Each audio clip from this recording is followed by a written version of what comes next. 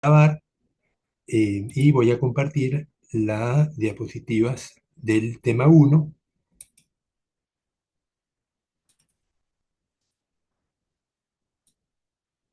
Bien, entonces estamos, el, eh,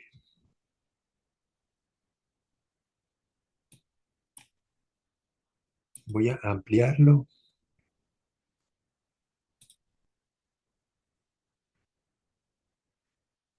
Dime, Joan, si lo ves,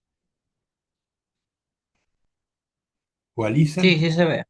Ok, entonces ya habíamos hecho la primera discusión la semana pasada sobre qué animales se producen en Ecuador, de tal manera que ustedes se posicionan sobre la temática que va a abordar esta asignatura y también, más importante, se posiciona sobre posibilidades de empleo una vez que ustedes salgan. Por primera vez vamos a tener estudiantes biotecnólogos graduados en la UTM en pocos meses, ya hasta el 10 de octubre dieron fecha para la entrega de las tesis de todos los estudiantes que están egresados y ya algunos han entregado. Así que bueno, yo confío que vamos a tener los dos estudiantes egresados graduados y tocando las puertas, porque lo que a ellos les ocurra, pues es un preámbulo, ¿no? De la situación que les espera a ustedes. Ustedes son la tercera generación que se va, que viene en camino. Ya voy a apagar el teléfono porque estoy en clase, Joan.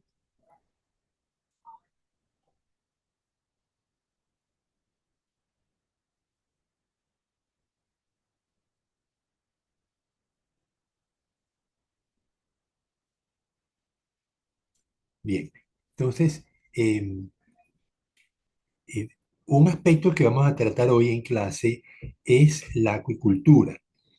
Aunque lo vamos a ver más en detalle seguidamente, hoy en este tema uno tocamos una generalidad de temas que vamos a tratar en la materia en más profundidad, pero Ecuador ocupa el primer lugar mundial en acuicultura de camarón. En otros rubros no. En tilapia, Centroamérica, Colombia, México nos lleva una ventaja tremenda, ¿no? Pero en camarón no. Ningún otro país produce lo que nosotros producimos. Aparentemente no llegan, no alcanzan la calidad de lo que el Ecuador produce. Y es una realidad que tenemos enfrente. La cantidad de empresas acuícolas es muy grande y debemos, en consecuencia, prepararnos en mejor forma para atender problemas acuícolas a través de la biotecnología. Entonces, hoy en clase vamos a ver algunos detalles, algunas ramas de la biotecnología aplicadas a la acuicultura que profundizaremos en el recorrido de la asignatura, pero que hoy vamos a ver la temática por encima, como hemos visto la mayoría de los temas, ¿no? Entonces vamos a ir avanzando de nuevo. Aquí vimos la producción ganadera, la producción acuícola, la producción de ranas, eh, cómo qué factores afectan la producción animal en general, y habíamos llegado hasta el final, eh, donde bueno, habíamos dicho que eh,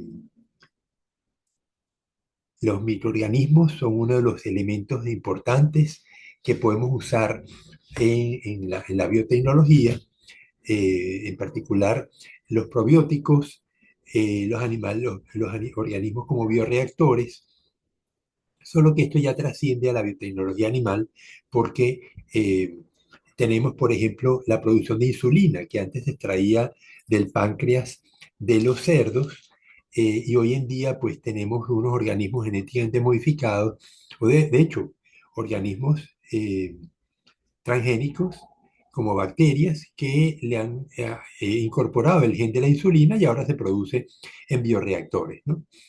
igualmente que los organismos fermentadores producen el yogur, los licores, eh, eh, organismos descomponedores para producción de compost, eh, pero en el campo de de la biotecnología animal, de los más importantes son los probióticos, que lo vamos a estudiar en detalle en unos minutos.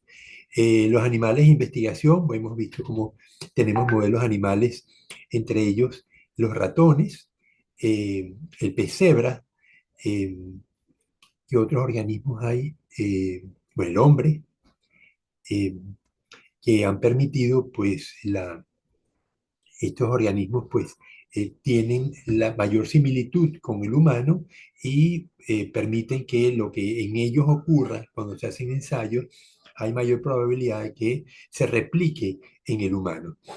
Eh, los organismos animales también tradicionalmente se han usado para probar medicamentos, eh, provocar enfermedades y luego buscar mecanismos para solucionarlos, como la diabetes o el uso de la diálisis, para verificar este proceso que es tan común hoy en día en los humanos. Pero son los organismos animales los que han servido como elemento de prueba para tantos avances en la medicina y en otros campos de la biotecnología. Eh, Habíamos hablado de que la selección genética eh, es una metodología tradicional en el campo ganadero. La genética ha sido tradicional desde que el hombre es hombre, porque las razas que tenemos de animales de crianza, vacas, ovejas, caballos, gallinas, todos eran animales silvestres que fueron siendo seleccionados progresivamente hasta terminar con las razas que hoy tenemos, ¿no? Hay razas muy especializadas y razas criollas que a lo largo de los 500 años desde la llegada de los europeos se han ido adaptando. Eh, en bioingeniería habíamos hablado de los transgénicos, por ejemplo, el uso de los mosquitos. Transformamos mosquitos estériles, mosquitos machos estériles que podemos liberar y provocamos un descenso de las poblaciones de mosquitos que nos pueden afectar la salud de tantísimas poblaciones. Los mosquitos son transmisores del plasmodium, un protozoario capaz de causar la malaria, que es una de las enfermedades más terribles que todavía hoy en día tenemos en el planeta, ¿no? El uso de feromonas, habíamos mencionado las feromonas como sustancias, metabolitos secundarios que se liberan al aire y son detectadas en bajísimas concentraciones y permiten que el macho detecte a la hembra. Asimismo, podemos usar las feromonas para atraer esos machos y hacer que lleguen a trampas. Y lo que hacemos es, pues, matamos más eficientemente una gran cantidad de machos y reducimos así la población, ¿no? La clonación de animales, hasta ahora habíamos visto que la clonación de vegetales es la más tradicional. Sin embargo, las técnicas se han ido superando y cada vez tenemos ahora animales clonados, comenzando con la oveja Dolly y un montón de cosas que se descubrieron en consecuencia de esa clonación y cómo se han ido, pues, superando los problemas, y hoy en día pues tenemos una clonación de animales mucho más cotidiana. La modificación del genoma, bueno, ustedes lo han visto en otras asignaturas, cómo la podemos usar CAS, CRISPR-Cas, y alteramos el genoma de una especie, de un organismo, y podemos entonces luego tomarle cría y preservar esa modificación, lo cual ha permitido, pues, grandes avances que lo vamos a ver también en el área de la acuicultura. Animales como bioreactores, la transgénesis, anticuerpos monoclonales y policlonales. Estos animales como bioreactores, pues los vamos a estudiar en detalle más adelante, como las cabras las podemos, se pueden modificar genéticamente y ponerlas a producir tela de araña, cosa que las arañas producen, pero una cantidad tan pequeñita que no es viable obtener tela de araña de ellas, mientras que cuando se le colocó el gen de la tela de araña a una cabra, a un montón de cabras, se producía leche ese producto, luego se extraía el producto y se podía entonces hilar, y producir un hilo sumamente resistente que es el que se usa hasta ahora en chalecos lo que usan los policías, chalecos antibalas, ¿no? Los anticuerpos monoclonales y policlonales, pues estos son anticuerpos producidos en el laboratorio que tienen unas grandes ventajas a la hora de combatir enfermedades, ¿no? Antes los anticuerpos tenemos que producirlos solamente a través de animales, como cuando se produce estor antiofídico, que se le inyecta al caballo o a una vaca, un animal de gran corpulencia, se le inyecta el veneno, el animal va a producir anticuerpos y se le va inyectando más y más. En la medida que el animal está acostumbrado, es capaz de recibir dosis que hubieran matado a otro animal, pero a ese organismo no. Y de esa manera luego se extrae la sangre y se obtienen los anticuerpos, que son los antígenos, los sueros antiofídicos. Pero hoy en día, con los anticuerpos monoclonales, podemos producir en el laboratorio sustancias que me atacan el veneno sin necesidad de estar usando animales para producirlas, ¿no? Los animales knockout y knock-in, esto ha permitido eh, mm, apagar un gen o encenderlo y ver cuáles son las consecuencias que tiene que un gen deje de operar. Eh, el control de la reproducción por inseminación artificial, producción y mantenimiento de embriones, cultivo de tejidos animales. Estas son las últimas técnicas, bueno, últimas, una de las técnicas últimas que han surgido y que han permitido grandísimos avances en la mejora de la producción ganadera de muy diversas especies, porque ahora nos independizamos de tener un macho o machos de alta calidad en las granjas. Simplemente compramos el semen que viene congelado y en el momento que las vacas las hembras están disponibles o listas para reproducir, para recibir el semen, pues se les inserta por inseminación artificial y tenemos entonces ahora una ganadería mucho más productiva a un precio mucho más barato. Antes, comprar un toro fino es una inversión de decenas de miles de dólares, mientras que hoy en día comprar el semen de ese mismo toro sale muy barato, a lo mejor sale una pajuela en 20, $30. Y claro, no es lo mismo invertir decenas de miles que 20 o 30 para terminar con terneros o con ovejas de alta calidad genética, ¿no? El cultivo de tejidos animales está eh, todavía lo veo en juventud, eh, para mantener eh, animales que fueron fertilizados, o óvulos que fueron fertilizados en el laboratorio, tenemos que cultivarlos haciendo cultivos de tejidos animales, porque el óvulo se fecunda y tiene que permanecer en el laboratorio durante unos días, al menos 7 días, para que avance en la gestación, en el desarrollo embrionario y se le inserta a la vaca, pues, hablando de ganado vacuno, en el momento que el desarrollo del óvulo ha alcanzado un cierto grado. eh, que se ha determinado cuál es el óptimo, ¿no?, para la transferencia. Eh, pero eso significa que tenemos que tener cultivo de tejidos en el laboratorio para poder mantener durante una semana esos óvulos, estos que ya no son óvulos, ya son embriones, ¿no?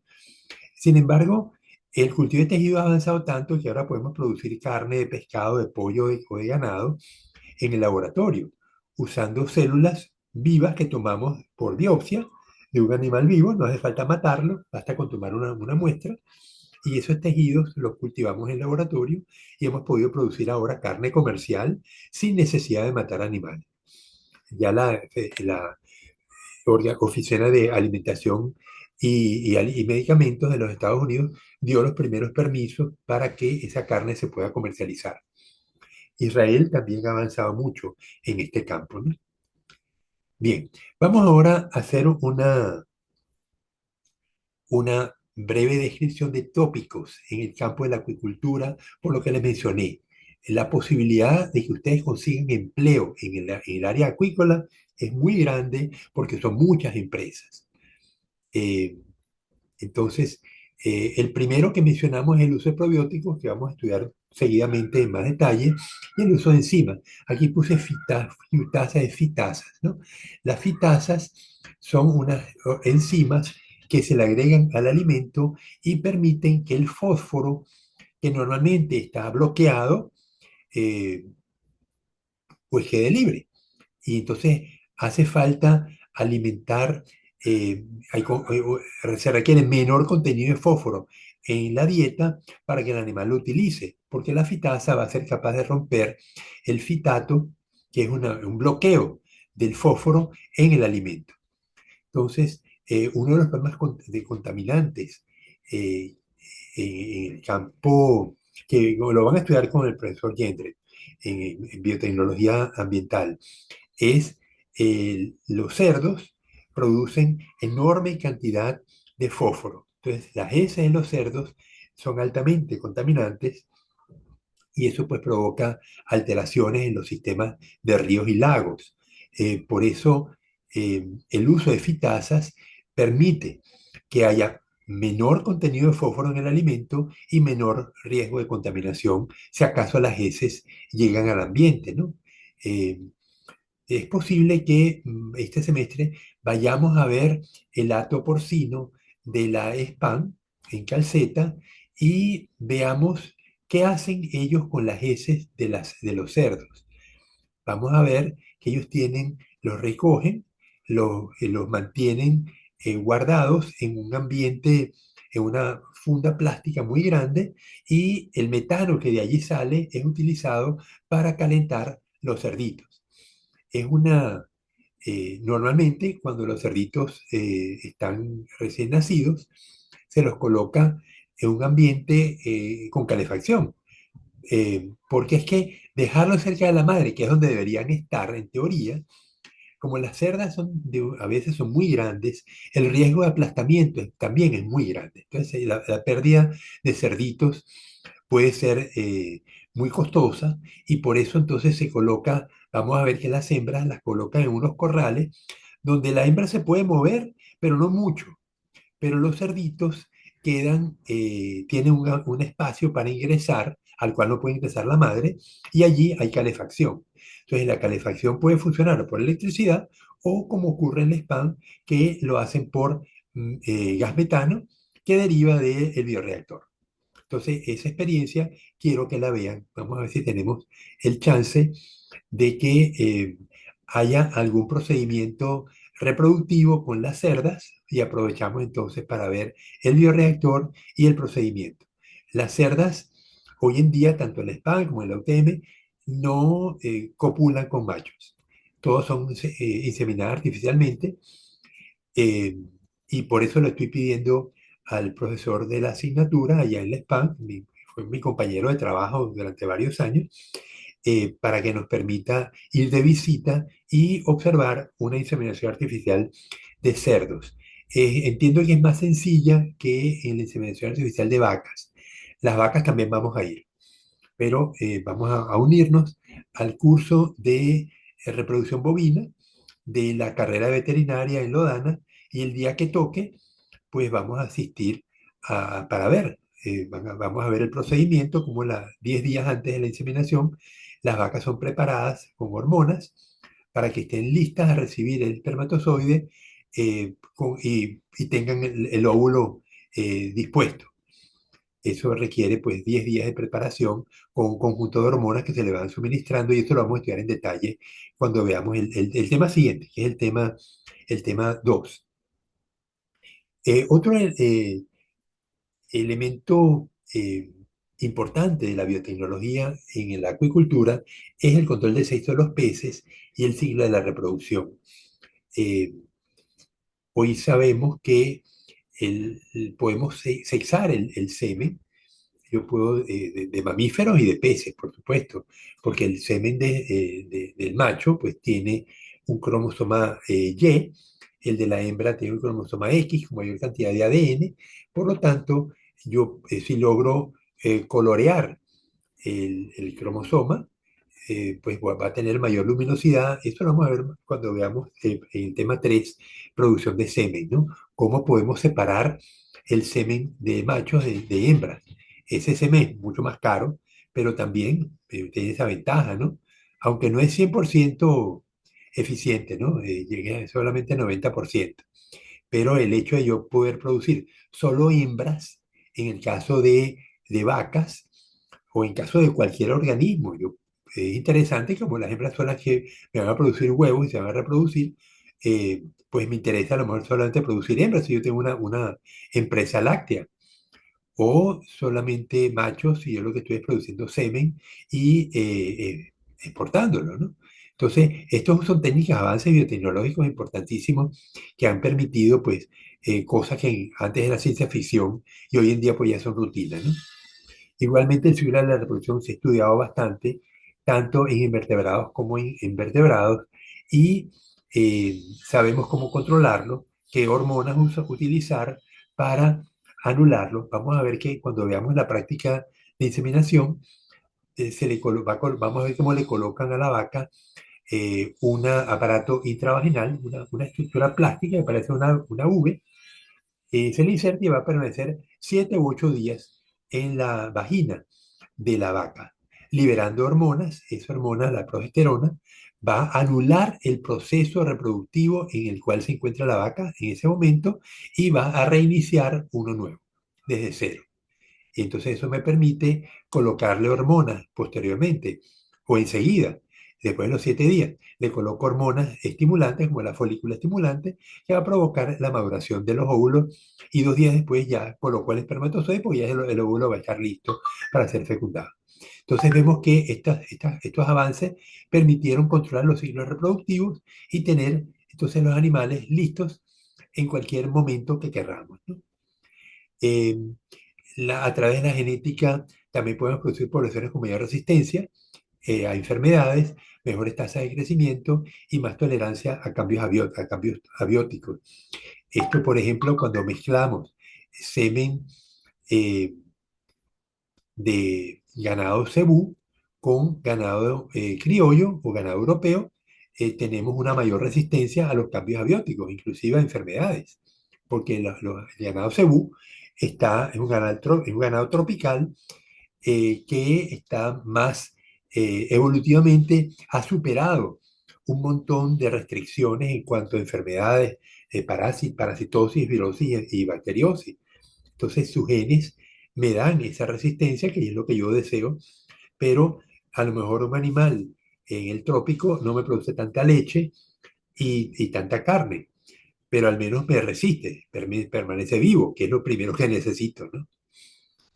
Bien, los organismos transgénicos son importantes en la acuicultura. Vamos a ver el caso del salmón, cómo el salmón fue modificado genéticamente y se le colocó una hormona, un gen para producir una hormona de crecimiento de otro organismo más grande. Eso permite que el salmón creciera a una talla 3 veces superior, dada una edad determinada. En comparación con los organismos no modificados, el salmón tenía 3 veces el tamaño, ¿no? Entonces, eso son ventajas muy grandes, ¿no?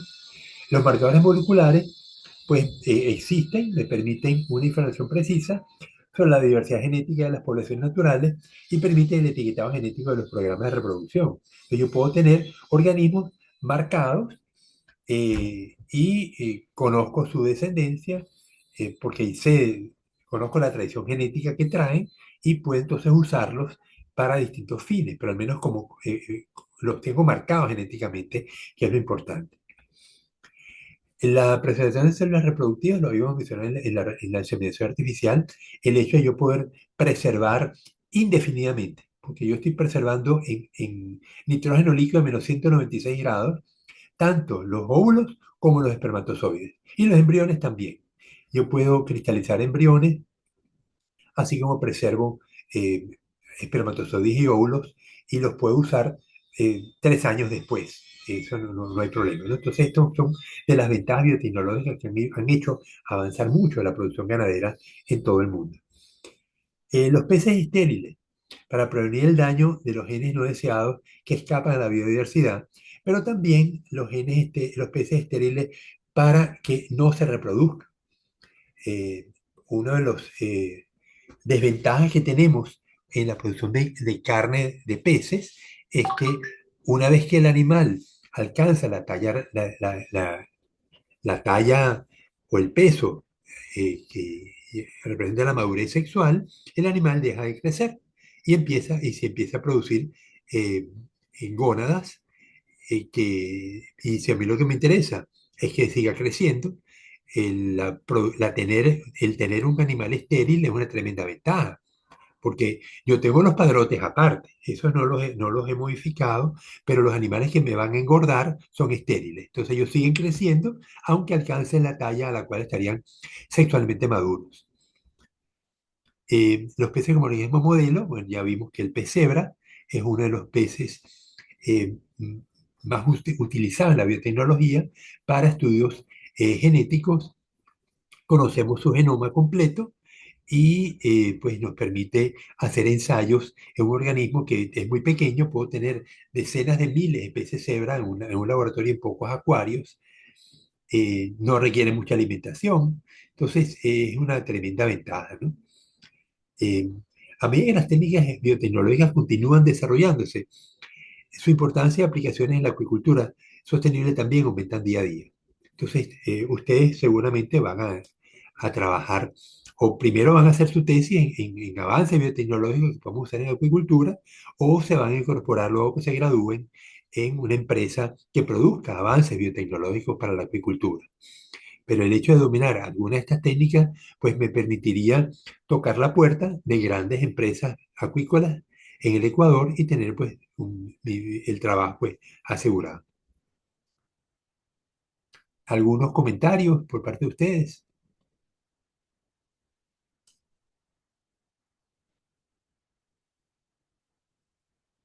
Bueno, seguimos. eh, Tenemos el caso de los probióticos. Profesor, Dime, yo tenía entendido que, por decir, cuando se hacían modificaciones genéticas, por decir, en los peces, se los esterilizaban, o sea, era por que habían puesto una ley de que cada modificación tenía que ser estéril por si acaso estas se fugaban al medio ambiente y pues hacían que estos, ay, ¿cómo es la palabra? Pero bueno, podía ser que toda una diversidad cambiara por ese nuevo, como tal nuevo ser vivo ya. ya va, no te estoy entendiendo. No, Explícate mejor. ya. Mire, es que yo tenía entendido que los esterilizaban era para que estos de aquí al momento de escaparse al medio ambiente, no hicieran que... Ay, es que no encuentro las palabras. Ya ahorita Sí, déjeme no buscar se no las palabras. afectara, no afectara este medio. O sea, digamos, si se escapaban, la alimentación de peces que viven en esa zona no le afectara, porque digamos, sí, no se si mezclaran ese genéticamente con los pez animales que están. come cierto tipo digamos, de algas, A ver, Franklin, uno, le afectaría a ver, a los termina, otros, a Franklin, ese pez. termina, Franklin. Ese es todo. Ya va. Franklin creo que tiene problemas con el internet. Bueno, el hecho es que los animales son cultivados en un Eso es ambiente todo. donde hay otros animales. Si lo que yo estoy cultivando se escapa, eh, se pudiera combinar con los animales que viven en la zona y producirme híbridos que no sean deseados. Entonces, lo que mencionaba la señorita es que animales estériles, aunque se escapen, pues no se van a poder combinar con nadie. Podrán competir por comida, pero no va a haber un cambio genético de las poblaciones naturales en la zona. Eh, Esto es un problema serio. Fíjense que el salmón que se cultiva en Chile no es el salmón del Pacífico, es un salmón del Atlántico. Entonces, cuando se escapan, se pudieran combinar con el salmón del Pacífico y provocar y generar híbridos. Entonces, lo que han hecho las empresas cuando se escapan es lanzar comida al agua para que los salmones que se escaparon vuelvan y los vuelven a recapturar, ¿no? Son medidas de control, pero siempre va a quedar alguno que se escape, ¿no? Que no lo puedas recapturar. ¿Algún otro comentario?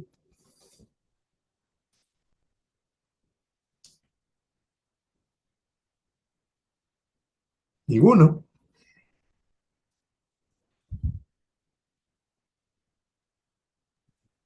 Creo que ya no. Esos son todos.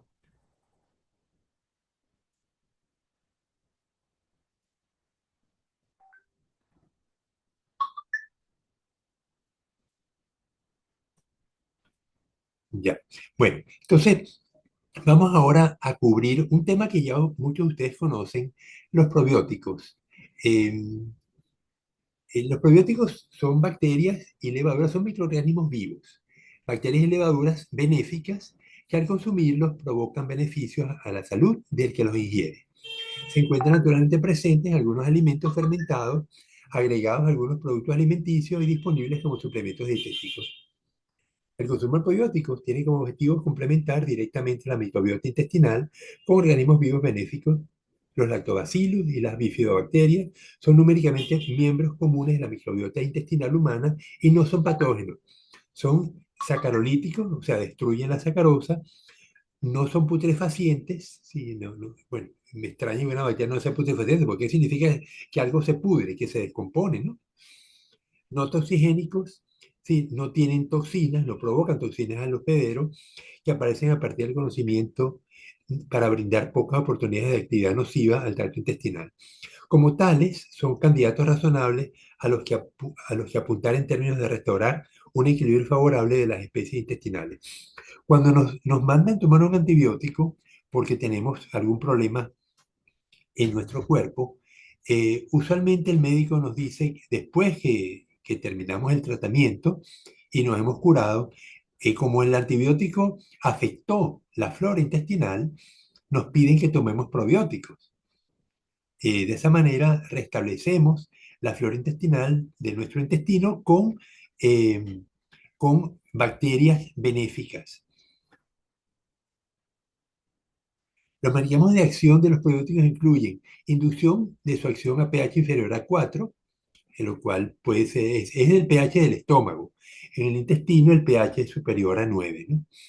Inhibición del crecimiento de bacterias patógenas, esto es por interacción directa, probiótico patógeno, producción de ácido láctico, disminución de permeabilidad intestinal, aumento de la actividad de la lactasa, efecto competitivo con otras bacterias patógenas, porque compiten por espacio. Entonces, cuando yo tengo el intestino, la superficie del intestino está cubierta por bacterias.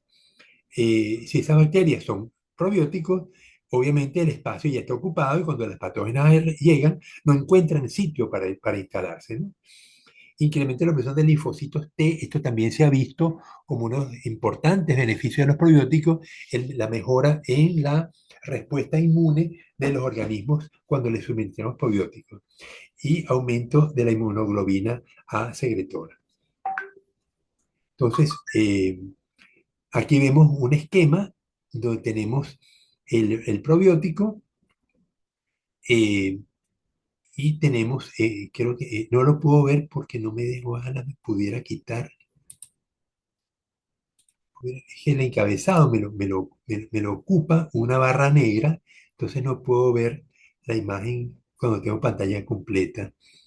Entonces, algo dice Franklin, dice antimicrobianas, pero arriba de antimicrobianas, ¿qué dice? Ah, ya se quitó. Dice De sustancias antimicrobianas. producción sustancias antimicrobianas. Claro. Entonces, aquí en verde tenemos el organismo patógeno, ahí lo dice arriba a la derecha, patógeno, y el probiótico. Entonces, el probiótico produce sustancias que afectan al patógeno, eso por una parte. Por otro, ocupa los espacios que no permite que el patógeno llegue, y además hay una inmunomodulación, es decir, estimula la producción de las células responsables de la defensa del organismo. Dice, las bacterias más comunes relacionadas con la actividad probiótica son Lactobacillus acidófilos, Casei, Lactobacillus reuteri, Plantarum, ya no Plantarum no es Lactobacillus, ahora es Lactiplantivacillus, le cambiaron de género. Casei está puesto, Casei GG, otra variedad. Bifidobacterium brevis, Longum infantis animalis, Streptococcus salivaris, Thermophilus y algunas variedades de levaduras como Saccharomyces boulardii. Entonces, también tenemos muchos Saccharomyces que son las levaduras, ¿no? Utilizadas para la cerveza o para el pan. Eh, ok, entonces son los probióticos. Los prebióticos representan una tercera categoría para manipular la microbiota intestinal. En lugar de proporcionar una fuente exógena de bacterias vivas, los prebióticos son ingredientes alimenticios no digeribles que estimulan selectivamente la proliferación y actividad de poblaciones bacterianas deseables que ya residen en el tracto intestinal. Es decir, el prebiótico son sustancias, no son bacterias. Y esas sustancias nosotros no las asimilamos, pero las bacterias sí.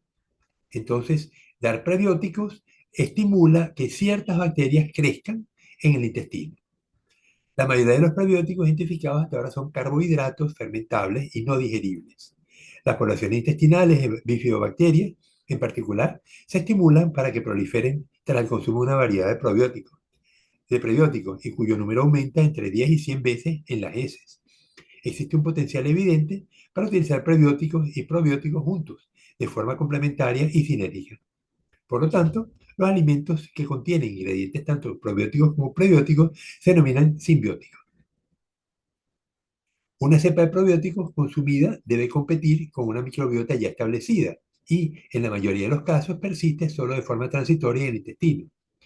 Los organismos también albergan su propia combinación específica de especies y cepas únicas dentro de sus alcaldías intestinales, lo que sugiere que existen ciertas compatibilidades entre el huésped y la microbiota.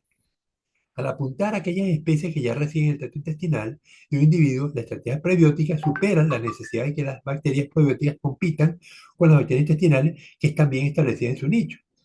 O sea, si yo le doy probióticos halógenos que no estaban normalmente en ese intestino, es posible que crezcan, pero un tiempo corto, porque esos organismos no estaban allí. Yo lo estoy colocando de nuevo.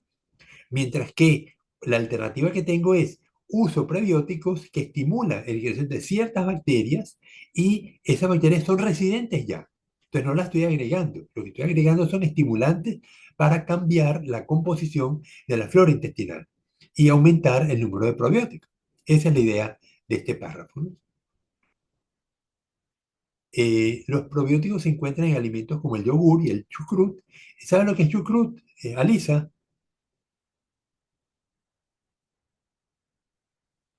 Dígame. Alisa, ¿has comido chucrut alguna vez?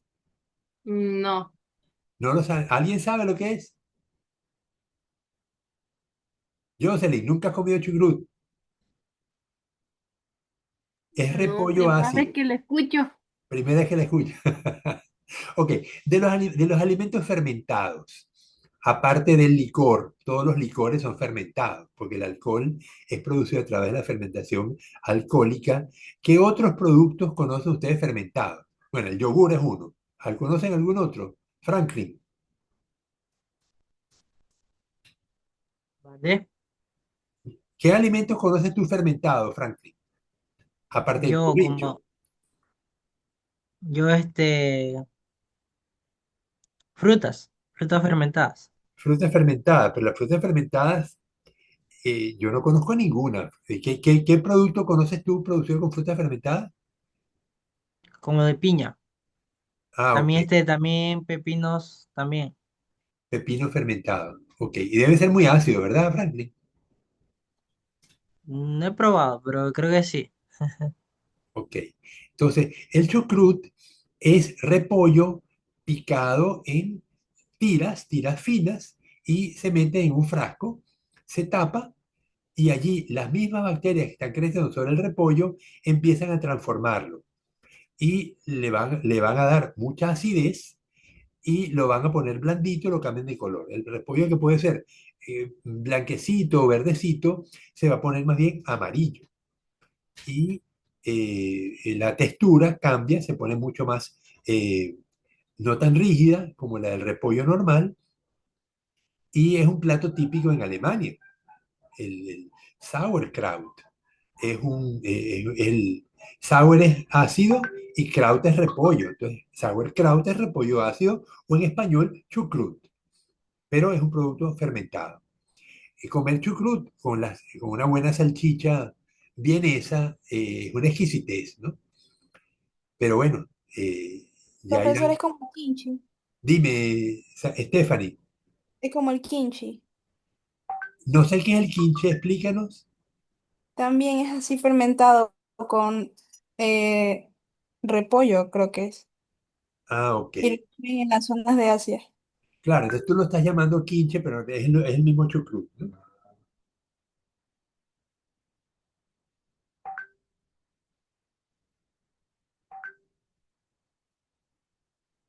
Ya va, un segundito. eh,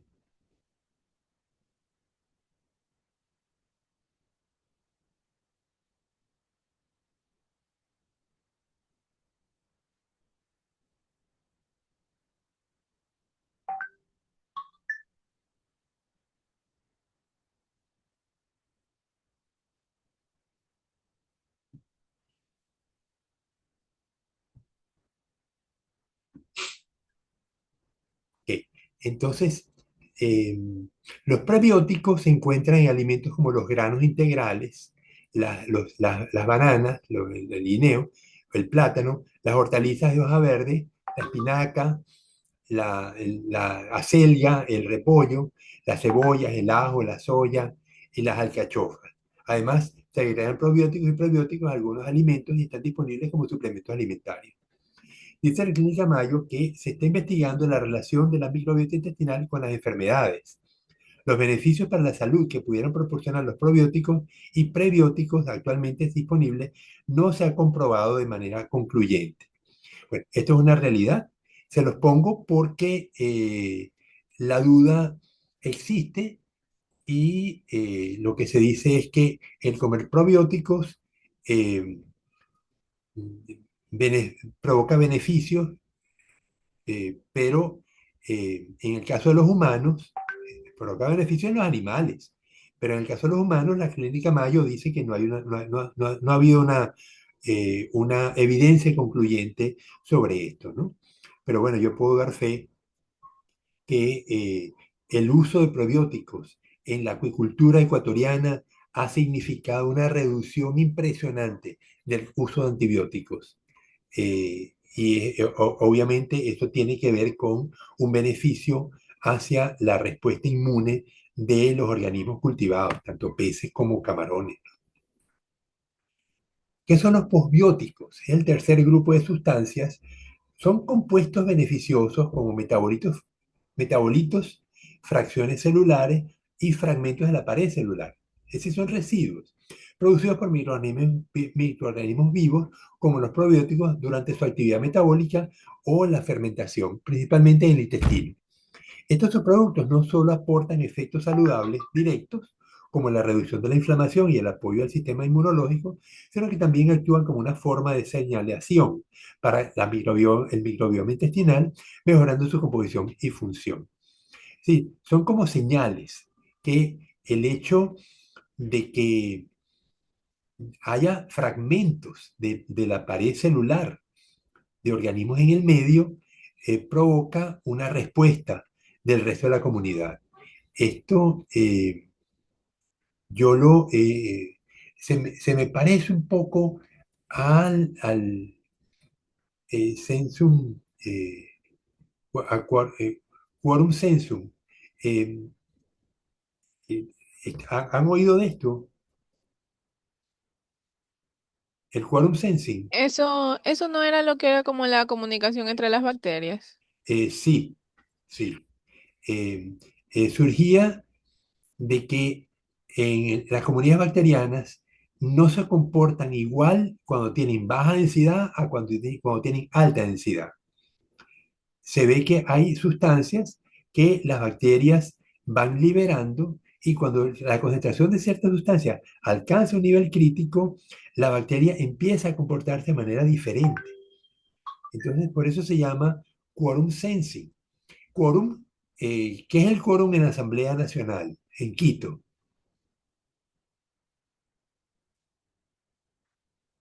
Eloísa, ¿me ayudas? Viene siendo que todos están presentes, todos los asambleístas cuando están reunidos. Bueno, no todos. pero sí Pero la gran suficiente. mayoría, o sea, como... Bueno, fíjate que para tomar decisiones en la asamblea, hay decisiones que se toman por mayoría simple, o sea, el 51% de los asambleístas, o mayoría calificada, que es el 75%. Por ejemplo, destituir al presidente de la República o someter al presidente de la República a un juicio requiere una mayoría calificada.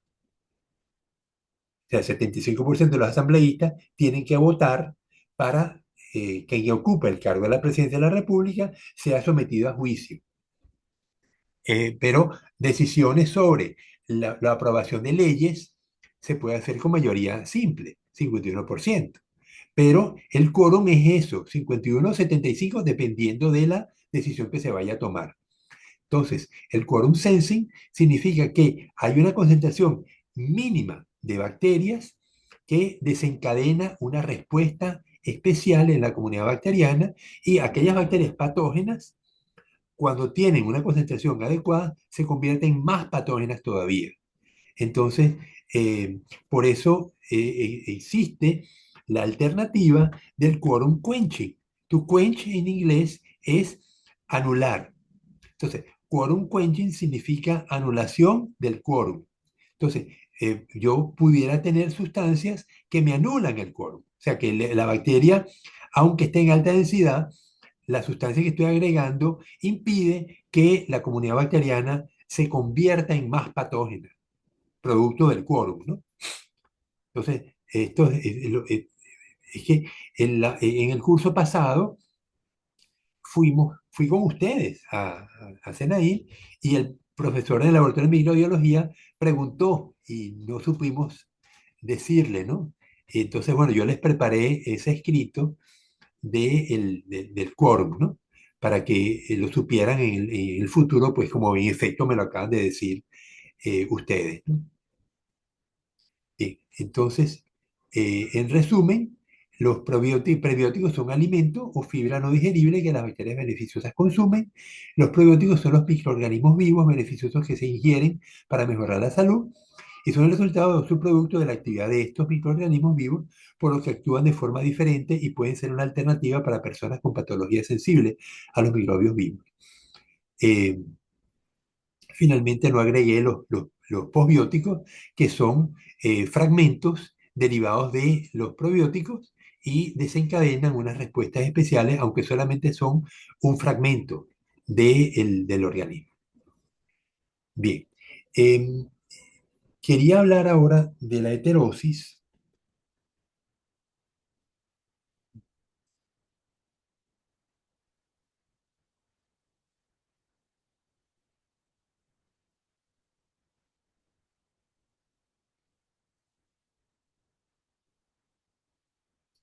Ya va, un segundito.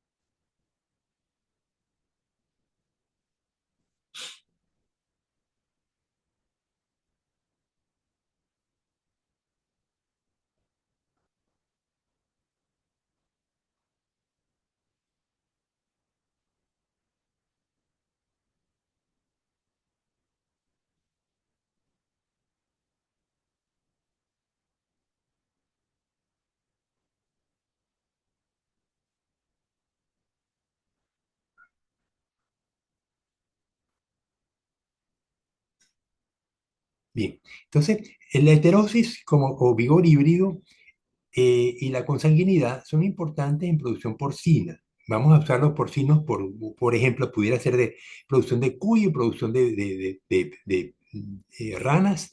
Lo importante es que la heterosis es el producto de la diversidad de genes homólogos en una población. Si cada cromosoma tiene el mismo gen derivado del padre y derivado de la madre. Si el gen es idéntico, decimos que son animales homocigotos para ese gen. Si el gen es diferente, decimos que es heterocigoto. Entonces, la cantidad de genes que sean diferentes, que estén en heterosis, eso tiene unas ventajas que se llama el vigor híbrido. El vigor híbrido se pierde cuando los organismos que lo poseen se cruzan entre ellos y empiezan a desarrollarse organismos homocigotos para algunos de los genes. Entonces, al ganar homocigosis, se pierde la heterosis, obviamente, y se pierde el vigor híbrido. También se pierde la productividad. Entonces, la heterosis proviene del cruce entre razas, mientras que la consanguinidad sucede de razas puras. Tienen efectos opuestos, la primera mejora el rendimiento y la segunda lo disminuye, sobre todo en caracteres reproductivos. Los genes se heredan en pares, uno de cada padre. La heterosis aumenta el número de pares alelos diferentes e incrementa la heterocigosidad, que da lugar a la supresión de alelos recesivos indeseables de uno de los padres por alelos dominantes del otro padre. La consanguinidad da lugar a homocigosidad, lo que aumenta el riesgo de la descendencia de estar afectada por caracteres recesivos o nocivos. Normalmente, los genes nocivos solamente son nocivos en homocigosis. Es decir, cuando el gen nocivo deriva del padre y de la madre, evidentemente los hijos van a tener esa condición y van a tener una sobrevivencia o una tasa de crecimiento menor. Eh, Les quería comentar, bueno, el ejemplo se lo pongo después que terminemos, esto es rápido. Como ejemplo de las mejoras que conlleva la heterosis, vamos a suponer que un núcleo de raza pura produce 24 cerdos por cerda y año. Simplemente el cruce con otra raza, como en una multiplicación, incrementará el rendimiento de un 6%. Cuando la hembra híbrida se cruce con una tercera raza, el incremento en el rendimiento será de un 17% por encima de las razas puras. Entonces tengo raza del padre, raza de la madre, porcentaje, cerdos por cerda y beneficio. Entonces, la raza pura me da 24 cerdos por año, por cerda, ¿no?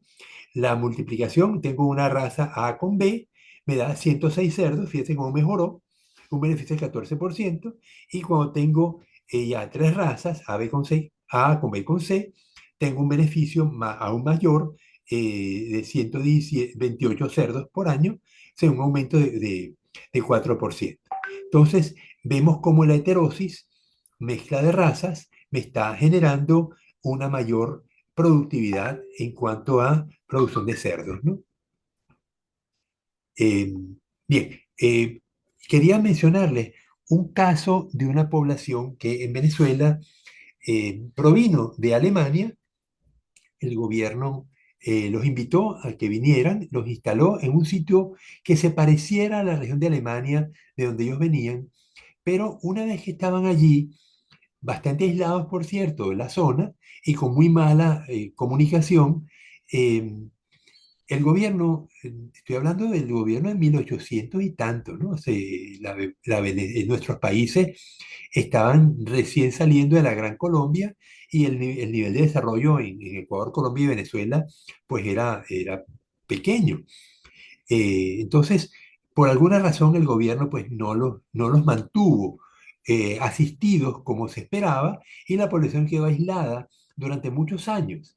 Entonces, cuando yo era, yo nací en el año 52 y mis padres me llevaban a ese sitio, se llama la Colonia Tovar, es cerca de Caracas, a una hora de Caracas, y yo veía a la gente en la calle y tenían rasgos extraños, eh, como si tuvieran retardo mental, pero no eran retardados, pues tú conversabas con ellos y eran personas enteramente normales, pero su fisonomía revelaba que había habido una degeneración de la raza.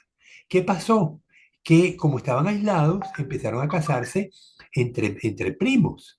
Digamos, no se casarían entre hermanos, pero sí entre primos, y la heterosis que ellos traían de Alemania se fue perdiendo, apareciendo entonces estos genes degenerativos que le daban esa apariencia de tener problemas de desarrollo. Eh, entonces, esto es un ejemplo vivo de qué significa cuando los animales empiezan a mezclarse entre ellos, cómo se reduce la heterogeneidad de los genes y asimismo se reduce la productividad. Entonces, por eso en una finca bien llevada, las vacas están en un extremo, en un sector y los machos en otro. De tal manera que no hay una mezcla entre ellos y tenemos una reproducción controlada para que no haya una pérdida de heterosis excesiva. Yo, por ejemplo, puedo tener los toros porque me van naciendo los toros, ¿no? Y no lo puedo remediar, pero los toros más los dedico a la producción de carne y los vendo al chamal, mientras que las vacas las dedico a la producción lechera. En Venezuela está restringido el mandar vacas al camal, porque el Estado venezolano desea que el número de vacas, el número de ganado aumente. Bueno, todos los países lo desearían, ¿no? No sé si en Ecuador está restringido el mandar vacas al camal, ¿no? Claro, una vaca muy vieja que ya no es productiva, que ya no está produciendo sus 20 becerros al año, bueno, ella produce un becerro por año, ¿no? Pero a lo mejor no se está reproduciendo todos los años, no me está dando suficiente leche, entonces prefiero entonces mandarla al camal y sustituirla por una vaca más productiva, ¿no? Entonces, este es el deber que tenían puesto, ya lo habíamos corregido, no está corregido. Voy a corregirlo. En el aula virtual sí está corregido. Dice 5 de octubre del año 2025. Voy a corregirlo. Dejar de compartir.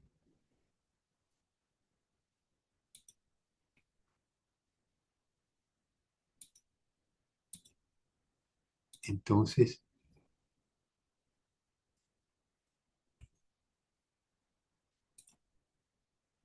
el domingo 5.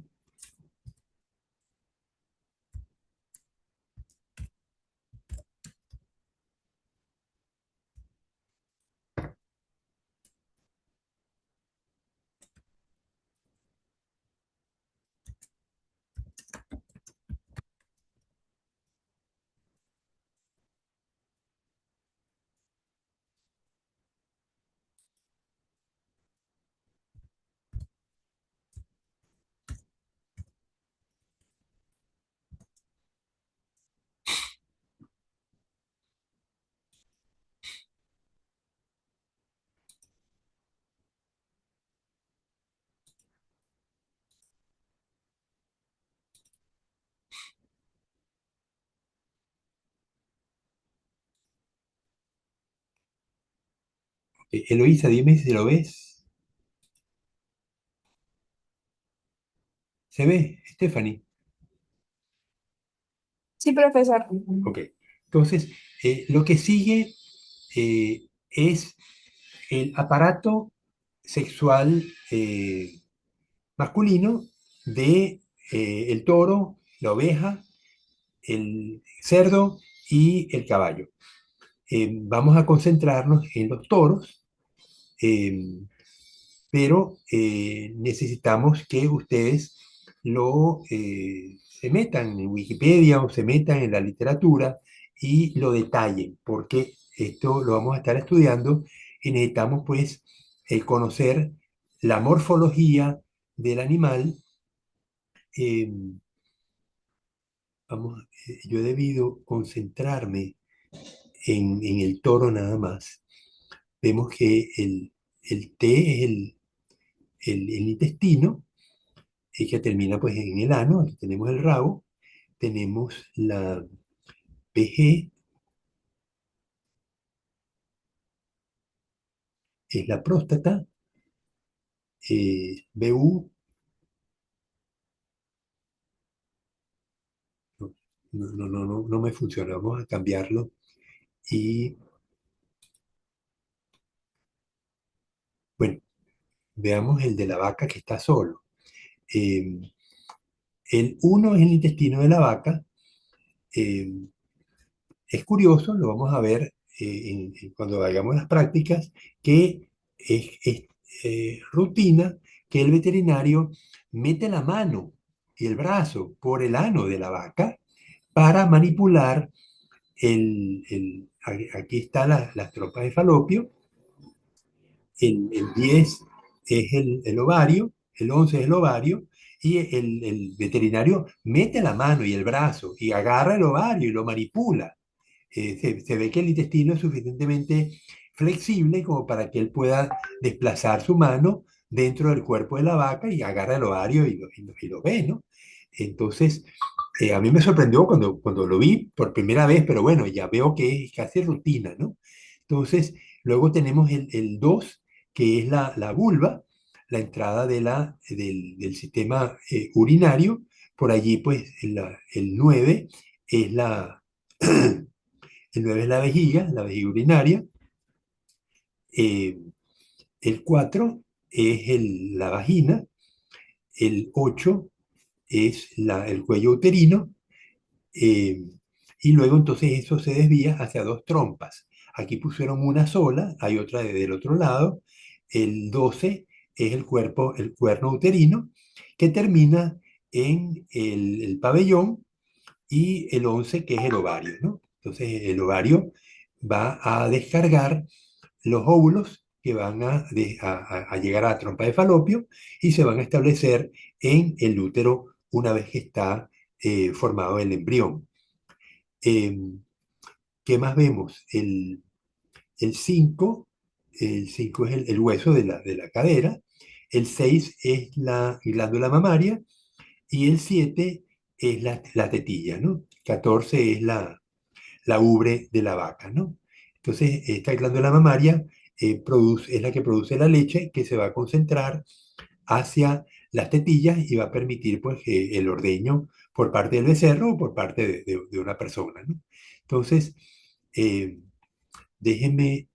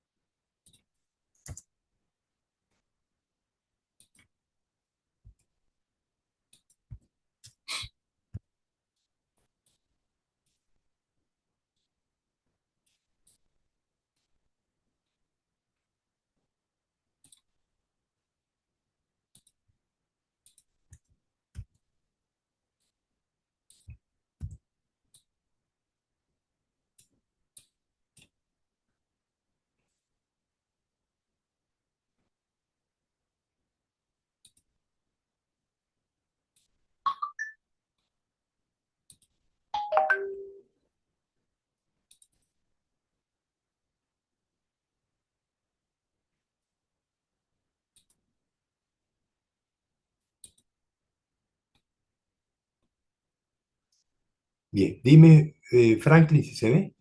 Joan, Sí, sí se ve. ok. Entonces, en el caso del toro, pues vamos a tener, a ver si logro que me borre. No, no lo logro.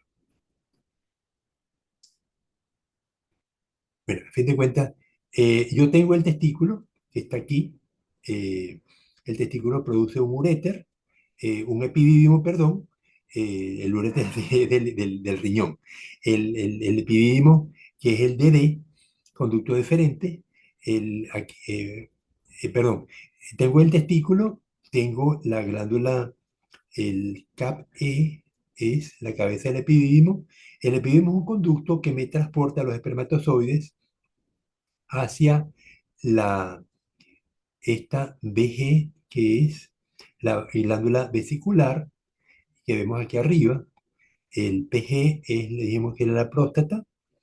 El BU era la válvula bulborrectal, y el CP es el pedúnculo izquierdo del pene. Eh, RP es la músculo receptor del pene. Eh, Aquí vemos en la SF, que es la curvatura sigmoidea, que parece una S, y es, es el pene, ¿no? El pene, pero el pene curvo, flácido, y ese pene cuando se estira, pues sale por la abertura uretral y hace la penetración hacia la vagina de la vaca, ¿no? Eh, entonces, estos son los componentes del sistema reproductor del toro. eh, y hay una serie de procesos fisiológicos que van a dar dentro del testículo, que es para la producción de espermatozoides. La producción es una producción continua.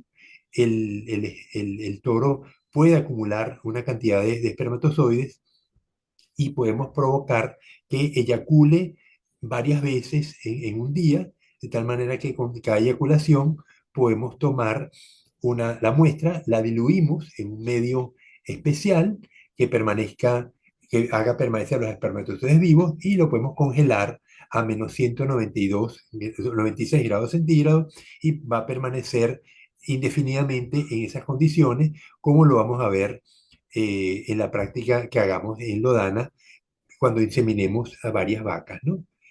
Vamos a estar acompañando a los estudiantes de veterinaria que cursan la asignatura de reproducción bovina. Bueno, entonces con esto terminamos el tema uno. Vamos son las 3:30, vamos a dar un receso de unos minutos y continuamos con el tema 2 enseguida. Son las 3:30, a las 3:40 seguimos.